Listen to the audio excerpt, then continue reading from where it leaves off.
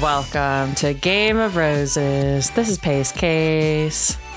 This is BachelorClues, and what we have prepared for you today is a recap of the finale of Love is Blind USA Season 10. They went out with a bang. And then, because it's kind of a short recap, we are going to do a top 5 takeaways from this entire season. There was a lot to mine from this season, including, I think, the direction this franchise is headed. Straight down the toilet. Spoiler alert. Spoiler alert. It's in hell. Clues. It's, Yes. you know, it kept us on our toes this season, and it had us thinking about a lot of stuff. And thinking. What dating That's is like. Randy Macho Man Savage, thank you. Let's do this recap. Let's stick around to the end of this episode because our top 5, the number one thing on our top 5 is very important. We have a lot to say about it, and I think Sorry. No, go ahead. And we'll have our season awards as well. And the season awards, yes.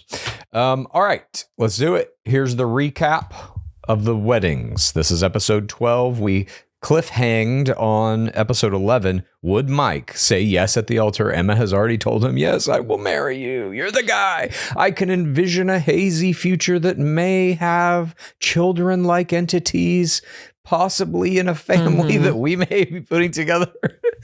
That ain't enough for him. He cuts her off at the knees here.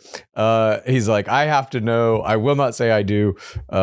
I have to know that you want kids before I can do that. They love level 4 each other, and they walk away unmarried. This was my prediction.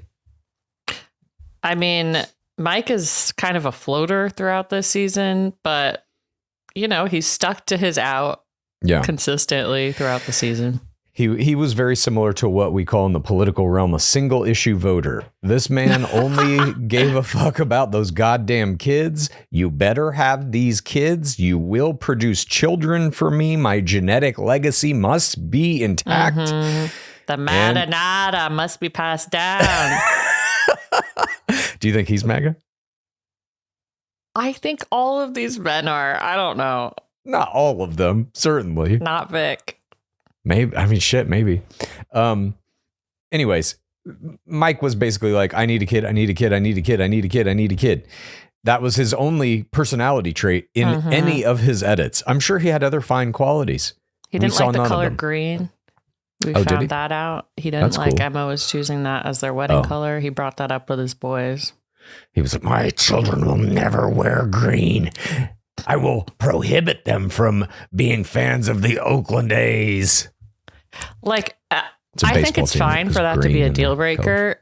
I am like, what if like something happens and even if your partner wants kids, they can't have kids or something? You know, not for him. Like, not for him. That's in the immediate prenup. Divorce. Immediate divorce. Exactly. The prenup just says, if no kids by 5 years in, you divorce with nothing. Yeah. I get all your shit. Okay, moving on. Amber and Jordan is our next little couple here.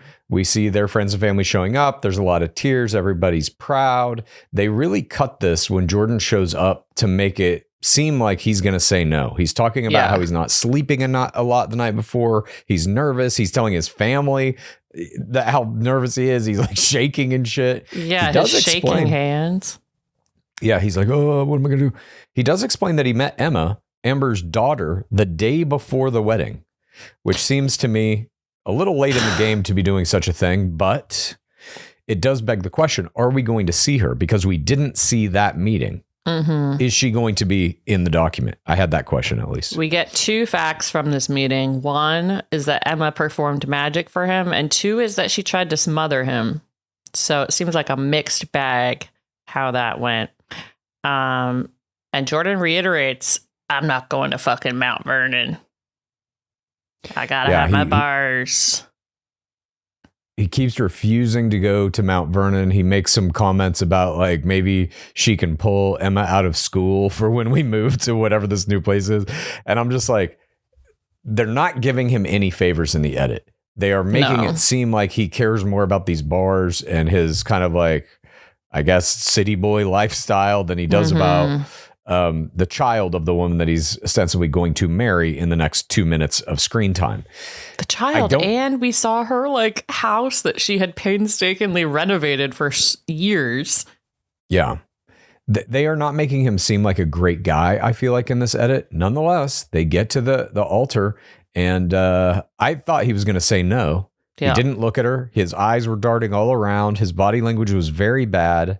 And I don't know, once the reunion obviously is next week, we'll be covering that in a Casa Gore, maybe, or a Clues Corner. I'm not sure if we're going to do a recap of it, but I am curious to see them if they're still together. I don't think they are. I think 100% no.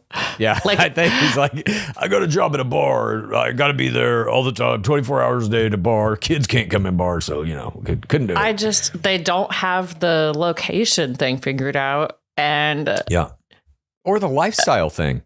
He's talking about how he needs to be going to all these bars and shit. It's like, she has a child. Yeah. You can't bring the child to bars. Sometimes. Yeah. What's the hangout pattern like? I guess maybe the dad.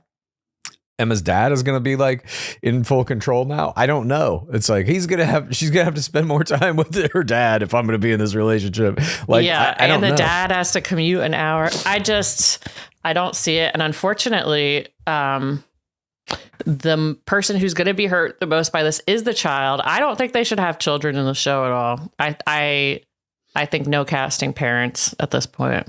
I don't mind the package deal because I do think, like, I like the idea that they are attempting to represent a bunch of different types of people looking for love. I'm totally down with that. And single parent is one of those. I mean, our upcoming season of Bachelorette is going to be that. Taylor Frankie Paul has 3 fucking kids, and I'm down with it. I think it's more a matter of like, Bachelorette is different, obviously, because she is, at least per the edit and the premise of the show, selecting the guys that will move to the next rounds. And so she gets to have some kind of, an overarching decision in it. Love is Blind kind of takes that away. It's like you have the emotional connection, and yes, you can make comparative choices based on these conversations you're having, but you don't really, I just feel there is so much information that is given in communication when you're in person. Micro expressions, body language, pheromones, all kinds of shit. And to eliminate that means really in Love is Blind, you don't know that person very well at all. You know facts about them. Yeah. And that's about it. To see if Love is Blind, they need to move in together, keep the blindfolds on, have sex, meet their families, blindfolds still on, and then decide. So you're testing out all the actual aspects of a relationship. I agree. I think what they need to do is they need to get Dark Lord Vanessa Lachey and Dark Lord Nick Lachey in the goddamn lab right now, and they need to cook up some drug that temporarily blinds people. So they're literally blind and now live life as a blind person with this other person by your side. Can you make it through going to the grocery store being blind together? That's what the show should be. I guess that. Oh my God. I'm watching a show called Paradise, Sterling K. Brown. And there's an episode I just watched where the woman is temporarily blind and he helps take care of her through it. And they do fall in love. So. Oh, interesting. Love is Blind. Love is Blind on Paradise. But she did see he was hot before she went blind. So, I don't know. Yeah, maybe that's what they should do. They should be like, if you say yes to the proposal, you have to permanently blind yourself. Both parties do. Is Love blind? Huh? I mean, I do agree with you that they're never really testing the premise by only casting hot people. Blind for Love. That should be the spinoff show. It's like Love is Blind, and also you can't touch the person. But people talk differently on the phone than they do to your face. And I think that's a huge part of the problem. Yeah. And we even saw in the edits of this season, you saw some conversations. I forget who it was. Maybe that guy was his name Steven. He didn't make it to a proposal, but he was rolling his eyes and shit. I think when Emma was talking about her PTC, maybe. Yeah. I don't remember exactly what it was. Give me your virginity story. Yeah, exactly. Tell me about how you lost your virginity. That type of shit you need to be able to see. in my humble opinion. Anyways, Yeah. we move on. Brittany and Devonte are up next. They show up at the wedding venue. Psych, they're on a couch in the apartment. They don't even make it to the wedding venue. As soon as we see couch. That's never good. You know, this is some form of a not going to get married. They had this little conversation where she's like, look, I love you and I want to be your wife. And I think that's still going to happen in the future. And he's like, yeah, I just can't walk into a marriage wondering if I can love you the way you need to be loved. What the fuck does that mean?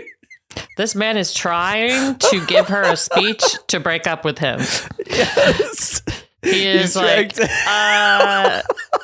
this is something you could say to me to break up with me. Yeah. And she literally says, I would sign a prenup if you would marry me today. I'll give up what I believe in. Oh, I'm like, wait, what is the belief? You don't believe in prenups? I guess. I think that's what she meant. Could not believe in them. Yeah. But you're right. He's basically saying like, do you think I'm loving you the way you need to be loved? Yes or no? And she's like, yes, of course. He's like, fuck. Okay, let me try again. They have this conversation about the prenups and stuff. I still want to marry you and have your babies after we get married. And he's like, look, I'm not a fortune teller. I don't know what the future holds. That ain't a bad sign. That ain't good. Not a fortune teller. Could be up to random chance. And she's like, agreeing with, she doesn't really see what's happening in this conversation. She's like, yeah, time will tell. It's so brutal. She's like locked in on this. And I think like all of these shows, Bachelor's like this too. Any dating show really that the end of it is kind of a forced serious relationship, an engagement, a marriage, something like that. Love Island is exempt from what I'm about to say. Shows of that nature are exempt from what I'm about to say. But I do think there is a bit of a self-fulfilling prophecy in these shows. Or a bit of giving into the idea of destiny. When you come into these shows as players, if you really are 4TRR or even 4TRR leaning, for the right reasons leaning, you build up in your mind, I'm going to find my soulmate in this crazy process that nobody else gets to do. It must be destined. Why would I be selected for this show if not for this end result? And so then you get Lauren and Cameron. Yeah, exactly. And you get to a point like this where you're like, fuck, I do love this guy. And you've kind of whipped yourself into a frenzy about it. And okay, I'm not going to get married, but maybe in the future, because you're clinging to this idea that it's like destiny for you to have met your soulmate through this process. I feel like that's what she's doing here. He also brings up that she bought a wedding dress before the thing, as though that's some kind of like, well, I could never be with anybody who bought a wedding dress before the show took you to get a wedding dress fitting. Like, what? What about somebody who has like their grandmother's wedding dress or something? Yeah, and totally. That's why I'm like, when he's saying how you need to be loved, I'm like, you are just looking for it. And when he says she's my shadow, and he's like, she follows me to the bathroom, I'm like, I feel like that's what he's referencing. You need to be loved by someone who wants you to go to the bathroom with them. I like when people follow me to the bathroom. Like people you know, or just strangers? I have one person who does it regularly. My cat, Scobby. Oh, that's not a person. You ain't doing. That is not a person. Oh my God, I'm sorry. Wrong? Okay, your son. Yeah, my son. He like if you're in the bathroom, whatever you're doing in there, he's going to know everything about it. You're not getting in that bathroom without his consent. Is that because it's his bathroom? Oh, no. What? No. Like, is that where his box is? Hell no. The box is far away, downstairs, out of view or scent range. That's Devonte cute. Here, ITMs. He's your shadow, and you love him how he needs to be loved. You have no idea. I love him how he needs to be loved at all fucking times. I wake up in the morning and this is the routine. Get out of bed. He's sitting right there on the floor. We then go into the sunspot in the window in the living room. God. And I brush him for 15 minutes, basically, as he luxuriates and purrs and meows his pleasures to me.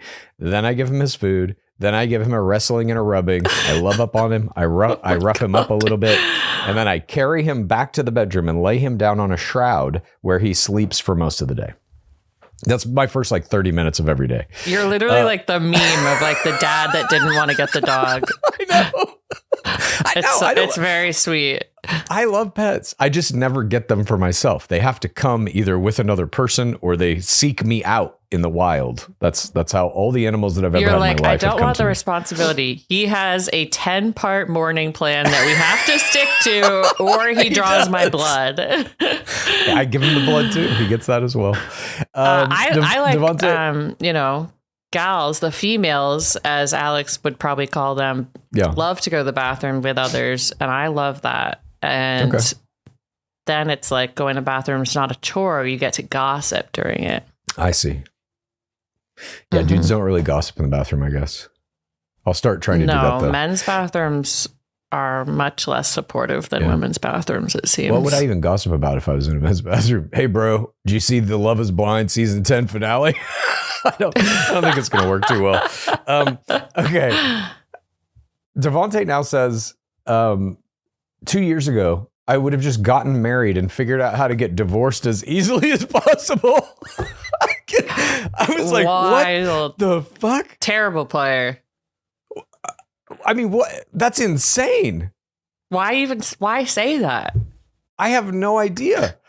And then she ITMs being fearful of having to start all over if this doesn't work out. So this is another like perceived loss of something that is valuable, even though it's not really. But she's like, I think he'll be my husband still. Tears. And that's the last we see of them. There's the fear no of fucking way. Ohio hinge scene. No way. I don't even think he says we'll be in touch. I don't even think he was in touch. I think it's ended there. By the way, I had an online date, a first date that the person did not look me in the eye the entire time. And then at the end of it, they offered their handshake and said, we'll be in touch.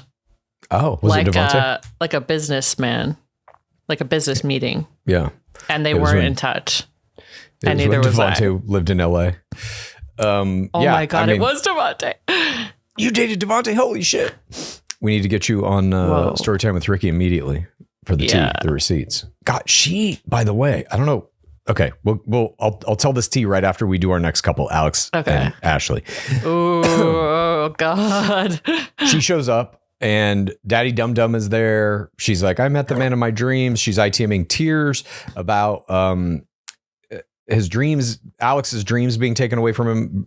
Soccer, she's talking about, and having trouble with stepfathers. She's had a stable life with a great family. He has not. So they're kind of building it up, at least in this edit, that she's going to say yes. Alex shows up. He's got all of his bros. He's like, she meets all the boxes, checks all the boxes for me. She has confidence. She is beautiful, physically fantastic, top tier partner. Okay. He's like, no, I'm not nervous to marry Ashley at all. It's fucking penalty shootout. Like in my old soccer games, I was a penalty shootouts. Invariably, they're supposed to score, but I was the goalie and, I make saves, confident I can do that. This is my soccer game today. I'm not emotionally numb or anything like that. Just super confident and definitely no emotional problems or anything. Totally normal guy, just out here playing soccer, like it's my wedding day, gonna make a save. Normal. I am the normal one. I'm like, are they asking him, are you emotionally numb? Or is he just continuously offering this up? Like, don't worry, I'm not. What? I think they're asking him. Yeah. They're like, because I think they're like, are you nervous? And he's like, no. And then they're like, well, why? It's your wedding day. And he's like, well, it's just like a soccer game to me. I don't get nervous. Stoicism, manosphere. Like, that's a thing. Didn't vote. Would have voted for Trump. I think they are giving him this villain edit, and I think they're setting him up for it. I bet they're like, do some soccer metaphors here for like what this feels like. But what villain edit? What? He's definitely getting a villain edit. Sound off in the comments. Not until the very end of this. For an entire season, he didn't get that. The Priyanka conversation, like following up on his timeline. Giving him a villain edit. I think they're giving him like a shitty guy edit for sure. But they still are like, we want them to get married. The show is promoting this final piece of their puzzle as we want them to be married. Then what happens, which we'll get to. I don't think that's the case. And as much as you are saying how bad this season is, him talking about her checking all the boxes, the penalty shootout, not emotionally numb. Like, you can't write that. It's like my jaw is on the floor with everything that this man says. Yeah, I agree. We see Ashley's friends and family calling her a Barbie, a bunch of tears all the way around. She talks about, she ITMs that she's a boring girl from Ohio and the pods have made her more confident. And this is the first inkling we get that's like, wait a minute, is she going to kick this guy in the fucking balls? She tears and says there have been many conversations that she's not Alex's type. She would be shocked if he said yes. She is expecting a no from him.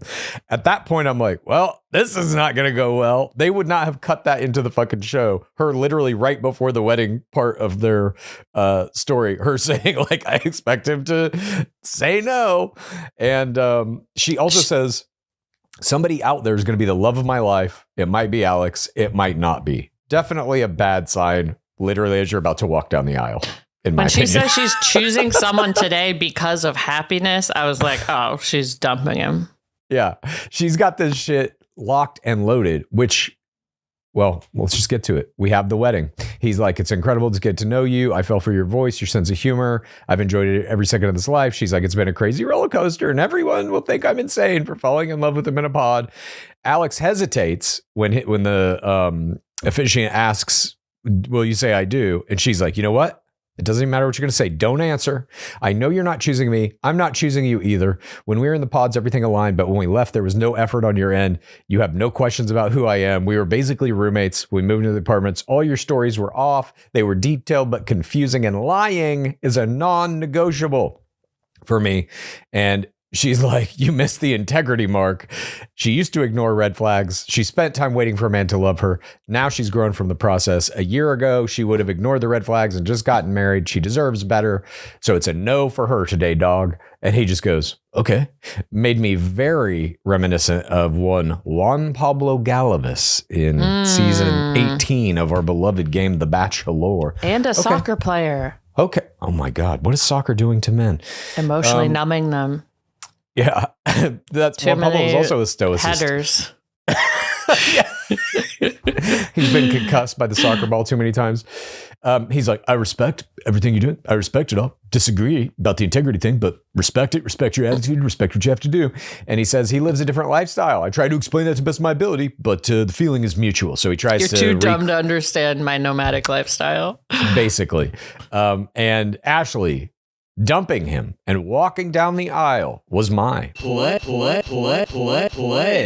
of the game. It was beautifully done. It was also my play of the game. I think they both knew it was a no going into it. So it's like, it's not as if she had like tricked him and he was going to say yes. Yeah. And she does say, saying no to you today is a win. And I'm like, for me, the actual win would be saying your behavior is so atrocious. It had me questioning some of my core beliefs that Daddy Dum Dum instilled in me. And now I renounce Trump as a pedophile, grifting fascist. The officiant takes off her mask. It's Kia. She says, we choose us. I thought you were going to say the officiant takes off the mask and it's AOC. Oh, even better. Yeah, I agree. I wanted a full character turn here because as much as this is the play of the game, Ashley is still MAGA. She's with her family getting hugs. He's Daddy with his Dum boys Dum getting collects daps. his property. Yeah. Come back to the fold. Let's go to the polls. Let's go to the polls. Pokemon, go to the polls. Ashley. Yeah, we got to do some voting now. She accuses him of not being there for the right reasons. Just a straight in the document, verbatim for the wrong reasons accusation. I liked that at the end. I liked we then that go to too. Vic and Christine. This is just perfect through and through. She gets there first. There's no hesitation on either of their parts. She says, I love his heart, his mind, his soul, how passionate he is, how smart, how silly, how much he loves other people, produces tears. This is just her talking about him. Oh my God, it's beautiful. It's poetry. Yeah, they're incredible. I mean, Vic's sister is going to marry them. So she shows up, as does Vic's mom. They both meet Christine. So good all around. They're all hugging. loving each other. She gives his mom a letter she wrote and says, read this later. I couldn't, I'll break down if I have to tell you all these things in person, basically, but I wrote you this letter. Absolutely incredible fucking play. Would have loved to have seen that. Vic then shows up. He's ITMing that his connection to her is emotionally enough for a lifetime. He knows her, all the parts of her. She knows all the parts of him. He's not perfect. She's not perfect, but they see the beauty in each other's perfections. And she gave him a gift that he can't talk about. It's between husband and wife. He's opening up these presents, and I zoomed in. Sexy. He's got well, we don't know if it is or not. We don't know what's in that bag or in that box. He has a bag, and on the bag it's written, "This is for today," and then the box says, "This is for tonight." And he opens it, and he's like, "Oh, I can't tell you what's in here." I mean, not telling us makes your mind go to the extremes. Yup. And that's the sexiest thing ever. Where did your mind go? Box full of dildos. Oh, mine was tasteful lingerie. It's probably lingerie. I think it is too. By the way, yeah, this sister play, she gives a glow to Christine. She says she was distrustful of the process, but then says, I know Vic, though, and he would have researched it. This praising of the process, I was so impressed by this sister play. I agree. We get to their wedding and... Sorry? Vic also teaches his boys the electric slide. This was so cute. I was like, it was such a fun, through line throughout the episode. He later is teaching Christine, and I'm like, this is such a fun thing for this part of the show that I feel like I haven't seen before.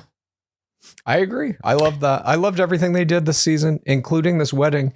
And he says, his mom, Victoria, re-ups his PTC about how he came back from college and said, Mom, you didn't give up on me. Yeah. It was great. I mean, he's got great family players. He's a great player. At the wedding, they're saying their vows. He's like, where do I even begin? I'm trying to find my words. He's so choked up, he can barely talk. Christine, the first time we met, I lost words and now I can't find words again. Produces tears. He never thought he'd fall in love in such a unique experiment, praising the process.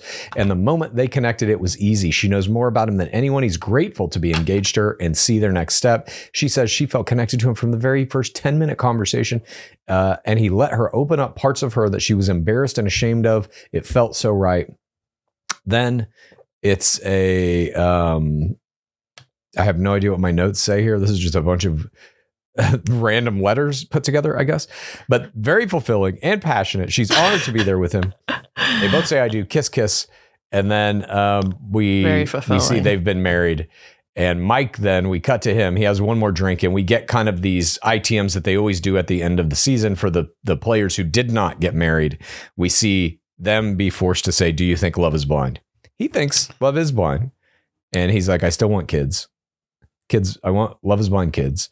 Emma still thinks it's blind too, but there are some big things like kids you can't be blind on. We see Alex ITMing that love is blind to an extent, but I learned emotional over physical, but I need the physical to match I need physical that makes me very happy. I need shell. If shell game is off, then soccer game is off. You can't play soccer without a few shells, you see. Yeah. Stoicism. The Marcus shell Aurelius is what stops the ball. Yeah. The soul can't block goals. That's right. We're not playing soul ball. This is shell ball, aka soccer. Ashley, I've been thinking about shell all the time. Me too. Every time I go in the gym, I'm like, I am honing my shell. Ashley ITMs a year ago. You know what the weirdest part about it is? I believe it is only a shell. I actually am in alignment with him. I think the body is why I'm thinking about it. It's like a computer. It's just like a machine built to house consciousness. What did you think about Vic saying in his vows, though, you are my rib? They're super Christian players. What do you want? I did not like that. That's my only error by Vic all season. But it's hard for me to get around this, but I get around it with them for some reason because they're so for TRR. I, generally speaking, am ideologically opposed to hardcore Christian players like a Madison Pruitt or something who's like, I'm going to beat my children because the Bible tells me to. I'm not really into that. Yeah. To each their own, et cetera, et cetera. Here, though, they're although they were hardcore Christian players, it was almost like benign in the love story. It was just a commonality. This was the first time you really saw it creep into that kind of like misogynistic, men are better than women, men are rib thing, made from women.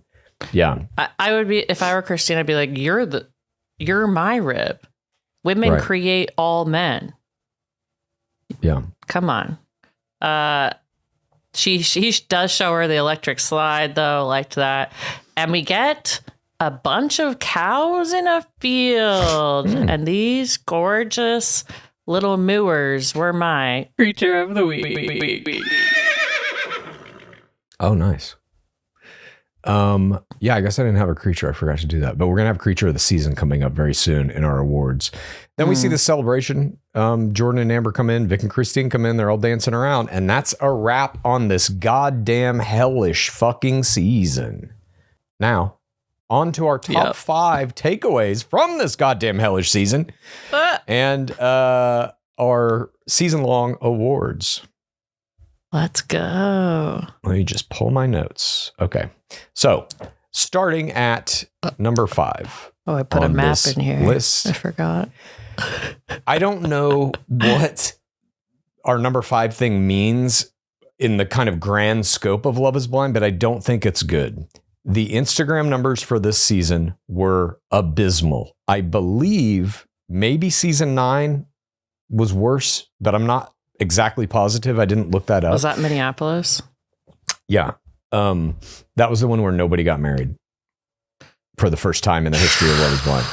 So these Instagram numbers, there are 2 players over 100,000 Instagram followers as of the recording of this. That's it. Jessica, who got dumped by Chris and had the big falling out. So she got basically the biggest victimization edit of anybody this season, is at 155K. Amber, who is the mom of Emma, the now wife of Jordan, 101,000. Everyone else under 100K. Vic is at 88. Christine's at 82. Bree, 77. Ashley, 77. Brittany, 63. Connor, 53. Emma, 45. Kia, 21. Mike, 20. Devonte coming in at 6,666. And Chris bringing up the rear with 3,940. Alex has turned his Instagram off for reasons I'm sure we can all understand. I want to know that number. We don't know it. You can't find it. It's off the grid. Yeah. I'm sure he was getting some bad DMs as well. Yeah. I do Nomad on Instagram also. So I just think that, we, at Game of Roses, we track like Instagram and TikTok numbers as a kind of metric to see how is the fourth audience engaging with these players, and potentially to even see like what is the volume of the fourth audience for any given season of a show. Generally speaking, I think they do correlate.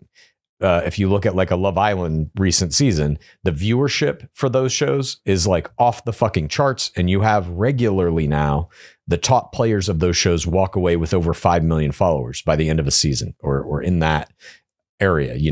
Here you've got the top player is somebody who did not even get married, who didn't even really make it beyond like halfway through the living in the apartment thing. They were out of this show like multiple episodes ago, and she's got the most followers at 155K. I just think that's a very bad sign for the health of the franchise, personally. It's a very bad sign. I think it reminds me, honestly, I'm like, these shows need to stop batching how they shoot it. Like Survivor has done this as well. They shorten the seasons so that they could batch 2 seasons together. And I think it just results in this lower quality product. And I feel like they're doing that with Love is Blind. Like, spend more time in the casting. Yeah. I agree. It also, shooting 2 seasons back to back and then airing them a year later, it gives you no time to look at what worked or didn't work in the prior season and try to make adjustments. Yeah. So you're just going to get 2 like each other. Exactly. So I would guess there are a bunch of MAGA people in whatever the next season is. I don't remember where. Are they going back to Denver? I forget what the next season is. I did see they are casting in New York. Oh, really? Interesting. Hoboken? If you're in New York and you want to get on Love is Blind, hit me up. DM Bachelor Clues. Time to infiltrate this fucker and take it down. I can't wait for that season. I will have you fist fighting Nick Lachey by the end of episode 1. And you will win. Ohio. Or what was it? Oh, wait. Hi-oh. No. Oh, hi. Oh, I don't know. I know what you're talking about, but I don't remember it either. All right. Moving on to number 4. The fourth most important thing of this season was, in my opinion, Bree soft dumping Connor. I felt like we don't really see this too much, where it's like, I'm dumping you, but it's because you're not getting the best of me. It was like a weird, if only I could be better, then we could be together. But that's not how it is right now. And then also her telling him, I don't know if you're my person or just the person who is here to teach me how to be loved. It was such a bizarre thing. And then they didn't really break up exactly. They kept dating, or at least that was like what they kind of were promoting, that they'd see where it went. Oh, for sure. I agree. But I liked that she wore a very strange outfit for it too. It was like a jacket, cape situation, scarf.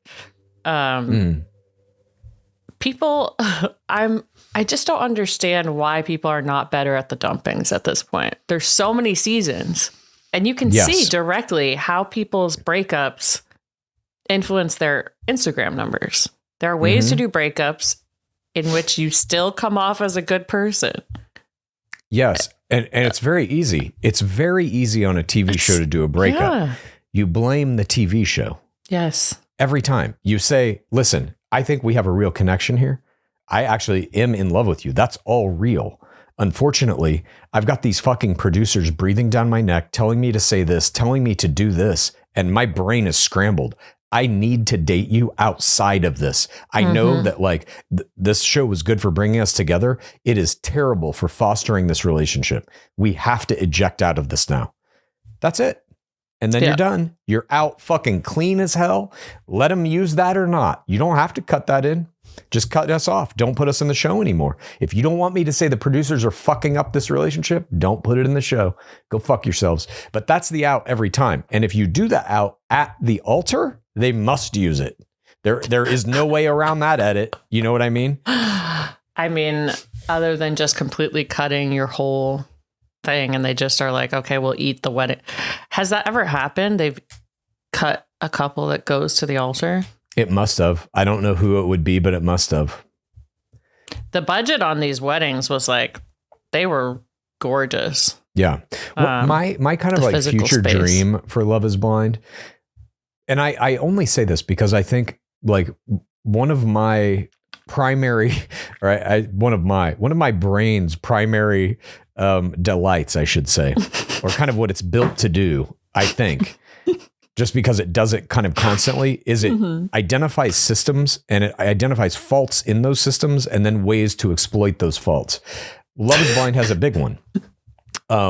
Because I mean, look, don't we all appreciate efficiency and perfection of design? I'm just picturing you saying this all in like a men's bathroom to like, guys, we're going in now. Bro, you've seen systems lately that we can efficiency. Bro, what do you think about the fucking urinal system in here? Not too efficient. Yeah, I see some pee droplets on the floor, bro. What's going on in here? I see systems. I'll try this next time I'm in a public bathroom. God. Systems efficiency. Sorry. Systems efficiency. So in Love is Blind, you've got this system where literally every couple can break up by blaming it on the show. And then what? Like that's, in my opinion, that's literally how every breakup should now happen, just to show the producers like the show is not built right.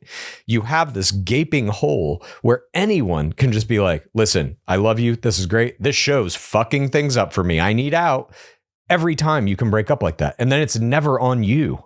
I mean, don't you think, like, isn't that what that blonde lady tried to do last season? The one who ended up having to play basketball. Oh, yeah. But she didn't do it correctly because she started weaving in like, I'm not attracted to him. She said that on camera. You know what I mean? Like that's what I mean. I feel like my strategy. Like they will villainize you if you do that. I think there are ways out of it where it's like, I didn't anticipate these feelings. Like, I just need more time. Like, I think that's still for TRR. Like, I thought I'd be able to commit to it in this time. But that puts it back on you. You came into this show knowing that you were going to have to do it in a truncated amount of time, that you were going to have to do it without seeing me, et cetera, et cetera. You know the premise of the show. What you don't know is the experience of the show. And I think you can always put it on that. And certainly you don't know that the producers are going to try to manipulate you. That, to me, is the big piece of it. Don't even blame it on the show. Blame it on the producers explicitly. And then you're clean as fuck. Yeah, name them. Chris Colin just fucked me over real bad, so I gotta leave the show. You know, whatever the case, I'm just saying you could tell the other person, like, what we have is real, and I will be thankful to this process for putting us together. But now the process is fucking us over. I can't deal with this situation where producers are controlling our lives and telling me what to say and putting thoughts in my mind. I need to see how our relationship functions when it's just us in the real world. So I want you to leave the show with me. Or like I was saying, the best version of that play is at the actual altar. That's like, I do love you and I do want to get married to you, but it can't be like this with TV cameras and 3 producers telling me what I should say. They tried to help me write my vows. Just lie, you know, I can't like it get doesn't married matter. Like this. I need a 400-person wedding. That too. I was only allowed to invite 15 people. Yeah, exactly. There's not enough people here. All right. Moving on. Our number 3 most important top 10 takeaway or top 5 takeaway of the season was Chris himself. This fucking guy. So now there is shit that has come out. Oh, by the way, the tea on Alex and Ashley per Storytime with Ricky. She had her a side piece the whole time. That she was communicating with during the entire filming of the season. Interesting. I know. I mean, I don't know if it's true or not, it's but not I that watched surprising all Storytime with Ricky stuff. They both seemed like they were just using each other to get on TV. It's the MAGA way. Back to number 3, Chris. So we know he lied now to Jessica. She has come out on, I forget what podcast she was on, Love to See It, I believe, talking about that he basically lied straight to her face about who he voted for in the pods, misrepresented himself to basically say what she wanted to hear. And then obviously we saw what happened as a result of that. He body shames her. He's talking about how he's got to have dating CrossFit people or whatever the fuck. Has to be doing CrossFit. Come after Bree gets fucking shit hammered drunk at the duck pin bowling place and tries to come after Bree. It was just a symphony of errors from a player who had me fucking fooled too, at least in the edit. Yeah. I was like, damn, I was happy for them. At some point I was like, I hope they get married.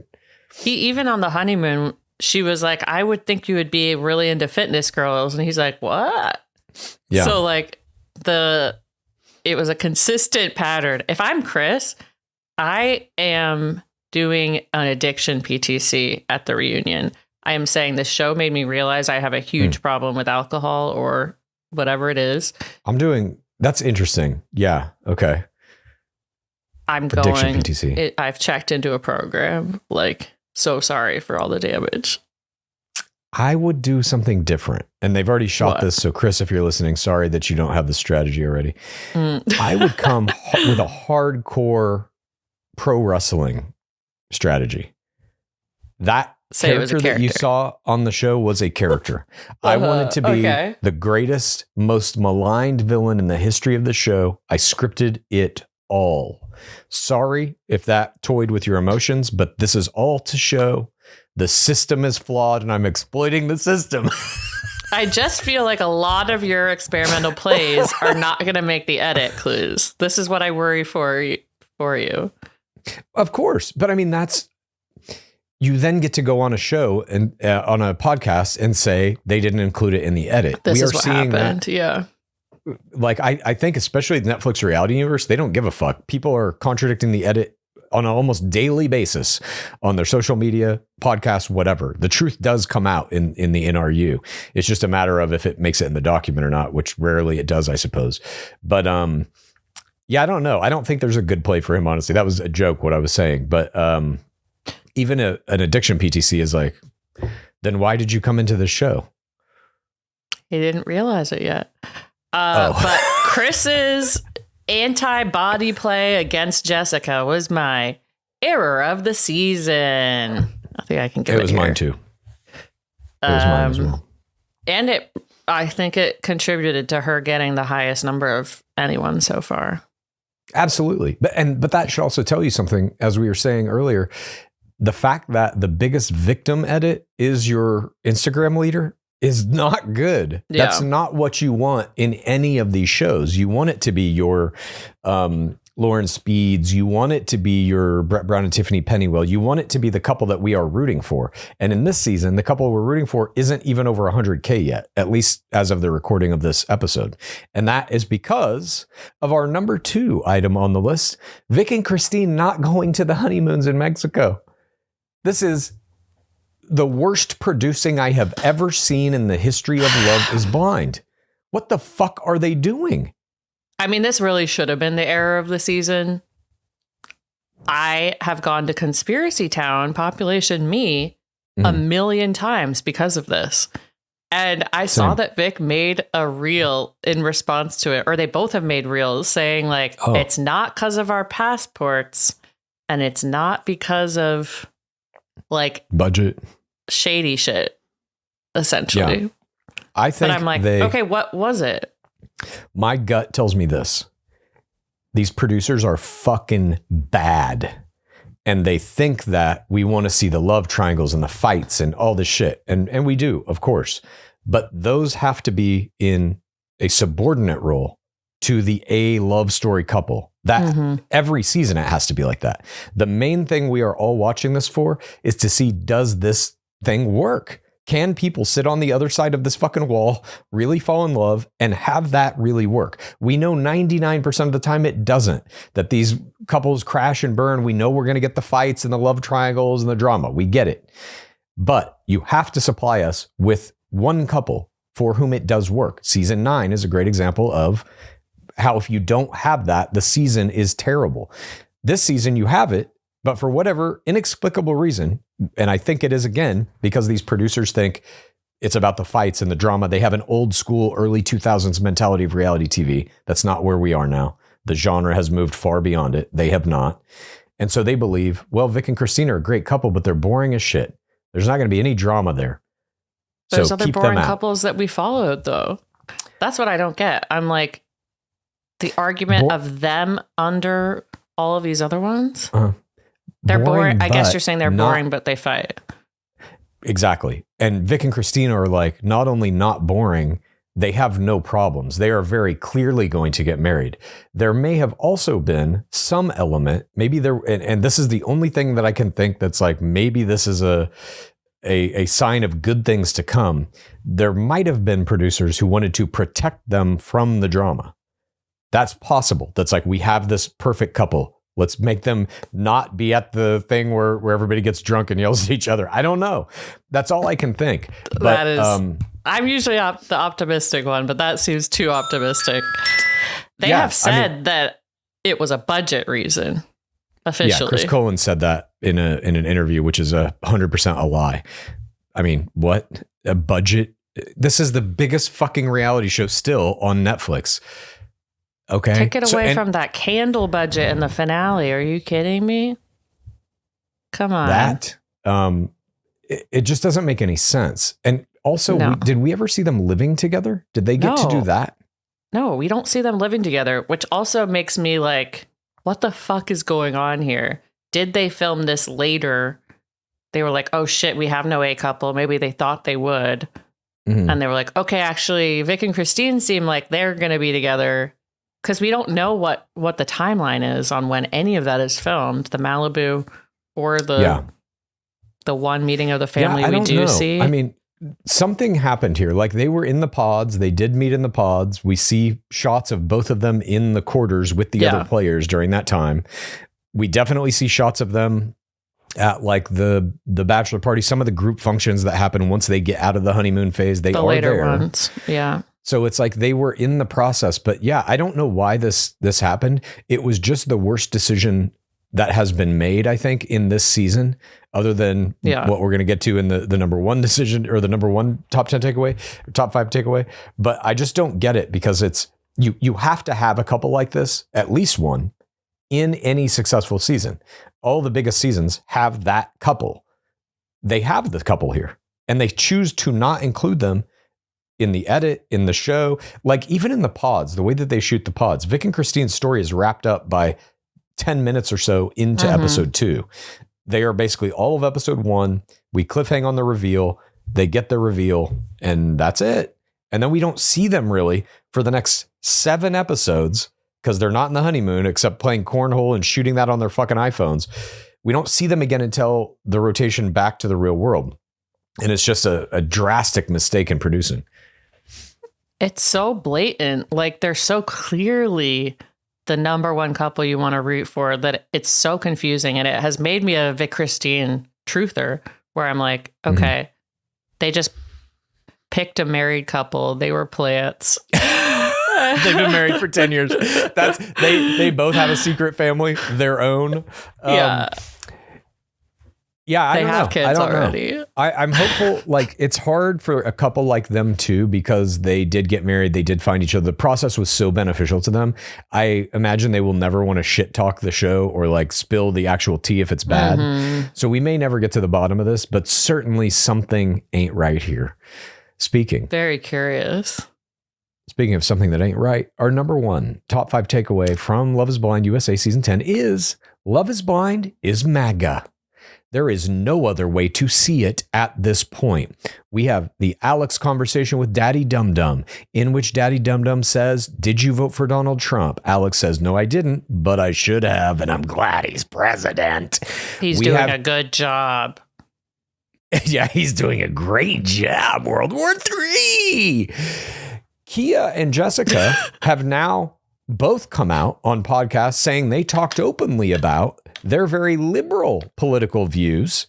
None of that is included inside of that old edit. People are also saying, well, no. It's not MAGA. It's just because it's shot in Ohio. But I will say this. Producers cast every one of the people in these shows. They go through extensive interview processes. They certainly knew Alex was MAGA. They certainly knew Ashley was MAGA. Per Kia and Jessica, they basically are saying half of the cast of guys roughly was MAGA. All of that is done purposefully. That is a choice these producers made. They can very easily choose to cast no MAGA. They can very easily do that, and they did not. They can also very easily choose to not include in the edit conversations about Donald Trump. They put that in the show. This is a choice. They are going hard MAGA, period. There's no other way to see it. I wanted to see it differently at the beginning, and I understand the instinct to be like, no, it's Ohio. They're giving Alex a villain edit. They don't want you to root for this couple to be together, which I still think is true, given Alex's edit and the whole Priyanka conversation. It's not like they're saving her from the bad MAGA guy. Edit. And exactly. They gave her a hero edit. She's also MAGA. Daddy Dum Dum is fucking MAGA. He puts his arm around her at the end and walks her back into the patriarchy. Like, yeah, I saw comments being like, Daddy Dum Dum should host the reunion and shit. And I'm like, what? Oh, no. God. They give Daddy Dum Dum like the positive edit over Alex in that meeting of the family. And the Ohio defense saying, oh, it's shot in Ohio, which is went red. It doesn't make any sense to me because, first of all, in super liberal cities like Portland, Seattle, they didn't have like a Hillary Clinton discussion. They didn't name politicians that people voted for. Correct. I also went and looked up the Ohio map in order to see like, okay, how red are we talking? And there are big blue circles around Cleveland, Columbus, Cincinnati, and Toledo. The cities, which is what I guessed.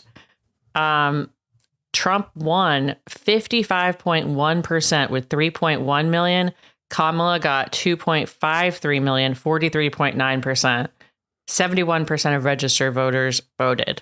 So 43.9%. That's not like, oh, it's 90-10 or something. Like you couldn't find liberal men. I do think Chris might have been able to successfully lie about his political beliefs, but not Alex. And you just get the vibes instantly from a lot of these men. But it's not even the vibes. Kia openly said on the official Netflix Reality Universe podcast, What's the Reality, hosted by AD, that she openly asked all these guys. That was one of the first questions. Who'd you vote for? And she walked out of, she said, roughly half of the dates immediately. So they are having these conversations. Yeah. They just aren't putting it in the edit. Like, can you imagine if we would have seen a scene of Kia walking out of all these dates or even asking that question? Don't even show us the guy's answer. Just show us her asking the question so that we know politics are important to her too. It gives like a more well-rounded understanding of a relationship. Like politics, obviously at this point in the United States, is one of the fundamental things that you're going to ask of anyone you're about to date. Yeah, Jessica said it was the first question. Exactly. And so to not show that, or to show it only for one couple, and that couple be MAGA, it tells you something. The show is MAGA, period. And if Netflix is airing it, they are cool with that. Yeah, they show Jessica describing that she has extreme political beliefs, but we don't hear what those are. And they included conversations with the guy who has all the allegations against him, who was in the pod squad, who doesn't even end up on the show. They could have easily edited those out. Yeah. Put these in. They don't even have to edit shit out. It's on Netflix. It's not like you have to conform your program to fit an hour broadcast. None of the episodes this season are the same time. Some are like 55 minutes. The finale was an hour and 18. There's no like time constraint on any of these episodes. It's like, all the episodes are about an hour long, give or take. To put in an extra 30 seconds or minute long thing in the pods of some of these players asking who you voted for is like, I would have been down with that, because then it's like, okay, cool. They're really going into this. And then that even buys you, at least in my mind, it buys you a little buffer when you do want to show Alex and Daddy Dum Dum talking about Trump. You've already shown other people talking about politics. 100%. You've shown the other side. I now see it more as a docuseries instead of pro-Trump propaganda, which is, again, in my opinion, the only way to view this season. Is it because Netflix was trying to get this deal to go through? Why do we think this is? Because it's clearly a conscious decision. No, I think it's because, I think it's because they're MAGA. I think it's because somebody I don't know if Chris Colin is or not, but I think it's somebody at the Love is Blind team. I don't even know if Netflix, they do have oversight on this though. Some Netflix executive saw the first cut of this and was like, yep, cool, roll with it. There was certainly a conversation had at some point. Do we include this Trump conversation in this edit? Multiple people were involved. I would guess Chris Colin was one of them. I would guess some of the other higher up, like showrunners at Love is Blind. I would guess at least one executive at Netflix. This is my guess. I don't know this, but that seems right to me. All had the conversation. Do we put this in or not? They all said yes, or at least whoever had the most power said yes. So whether those people are MAGA or not, that was the conclusion they came to. They're okay with at least promoting pro-Trump shit in their show. My optimistic view is maybe they were like, oh, we're villainizing the shit out of this guy, so it's fine. But again, they don't villainize Daddy Dum Dum and they don't villainize Ashley. Right. I'm also like seeing Kia or Jessica say, did you vote for Trump? Walk out, door slam, door slam, door slam. That's also a hilarious bit of content. Not including just trying to have the show represent all the people's views. I agree. It simply has to happen at this point. And I'm sure this exact conversation happens in the pods in every season now. Did you vote for Trump? Who did you vote for? That is probably one of the first questions all of these players are asking each other in any given season. So hopefully in the next season, they will have learned a lesson from this and they will cut in that footage into the pods. I don't feel strongly that this will happen, but they have to hear that people are talking about this now and be like, shit, we fucked up. They have to see that. Maybe not. I don't know. Time will tell, as Brittany said to Devonte. Her Christ-like man. Jesus Christ didn't have a shadow. We will. I do have some year-end awards here. Yes. My Priyanka drinking her drink in disbelief with wide eyes as Alex is trying to get his Austin timeline correct at the Duckpin Bowling Place was my Face play of the game. Christine, in response to Chris, hearing the news that Chris is hitting on Bree at the meetup in episode 11 was my Face play of the game. I remember that one totally. The giraffe that had 4 lady giraffes at the zoo in Ohio where Mike and Emma went on their final date was my creature of the season. Bobby, the breeding bull giraffe, was also my creature of the season. The feather dancing instructor at the bachelorette party was my Jorge Moreno bystander of the season. I always like to see people getting in on the bachelor and bachelorette parties. I couldn't really think of one that really counted for this, so I might be stretching the category a little bit with this, but Priyanka of the Pod Squad was my Jorge Moreno bystander of the season. Loved her work, loved her face play, loved her trying to nail down that Austin timeline of Alex. Yeah. We were watching 90 Day the Single Life recently, and they are in Dominican Republic, I believe. One of the sets of characters is, and they are at a bar, like a beachside bar, and this bartender is like pouring them drinks and like listening to their conversation, making these crazy faces. And I was like, oh my God, it's a Jorge Moreno who's literally a beach bartender. I can't believe this. I love that. Good so for them. Get your anybody moment. out there who's not watching 90 Day right now, that franchise is popping the fuck off. They have like 3 seasons going simultaneously. There's before the 90 days. I think there's maybe 2. There's before the 90 days and Single Life. And I think the other way is coming back soon. Anyway, before the 90 days and Single Life are fucking so good. Highly recommend right now. When are they going to put one of them on Traders? Have they not? I thought they already had one. Am I crazy? Oh, wait, you're right. They had, you were saying they had that woman. No, but somebody DM'd me. She wasn't on Traders. She was on the GOAT, Paula. Oh God, it was misinformation. I should put Danielle on of Danielle and Muhammad. God, there's so many that I would choose from. Stacy and whatever her twins name, those 2 twins, you know who I'm talking about? I put them in there for sure. They should put twins in. Anyways, Natalie, we did our Russian errors Natalie. of the seasons. Oh my God. Oh yeah, Natalie would be good. Can you imagine her in Traders? She's just fucking mad at everybody all the time. Yeah. Yeah, she'd just be in the corner. Are you a traitor? Eyes wide.